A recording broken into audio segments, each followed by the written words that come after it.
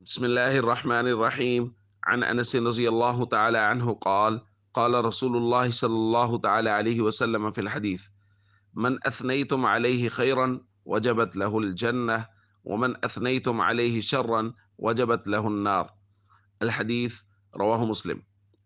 نبی کریم صلی اللہ علیہ وسلم نے ارشاد فرمایا، جس شخص کی تم اچھی صفت بیان کرو اس کے لیے جنت لازم ہے، اور جس شخص کی تم بری صفت بیان کرو اس کے لیے جہنم لازم ہے۔ دوستو، یہ ایک بڑی روایت کا حصہ ہے۔ حضرت انس فرماتے ایک جنازہ گزرا تو لوگوں نے اس پر تعریف کی، تو حضور علیہ الصلوۃ والسلام نے فرمایا وجبت وجبت وجبت، 3 مرتبہ فرمایا۔ اور پھر دوسرا جنازہ گزرا تو لوگوں نے اس جنازے کی، یعنی جو آدمی فوت ہوا تھا، اس کی برائی بیان کی، تو نبی صلی اللہ علیہ وسلم نے فرمایا وجبت وجبت وجبت۔ حضرت عمر رضی اللہ تعالیٰ نے عرض کیا فدن لک ابی و امی یا رسول اللہ، یا رسول اللہ میرے ماں باپ قربان ہو جائیں، یہ کیا ماجرا ہے؟ تو حضور علیہ الصلوۃ والسلام نے اس وقت یہ تفصیل بیان فرمائی کہ جس شخص کے بارے میں لوگ اچھی رائے رکھتے ہوں اور اس کی تعریف کریں تو اللہ رب العزت اس پر جنت کو لازم کر دیتے ہیں، اور جس شخص کے بارے میں لوگ بری رائے رکھیں اللہ اس پر جہنم کو لازم کر دیتے ہیں۔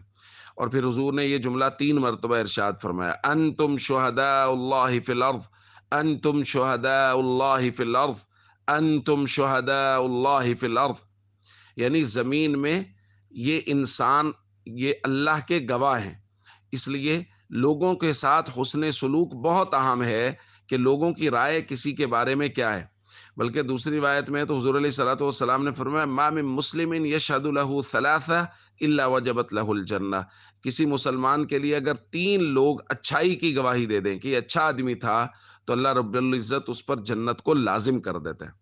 تو اس لیے لوگوں کے ساتھ حسن سلوک، محبت، اور اپنے اعمال کو اتنا درست رکھنا کہ لوگ ہمارے بارے میں گواہی دیں کہ ہاں یہ آدمی اچھا تھا۔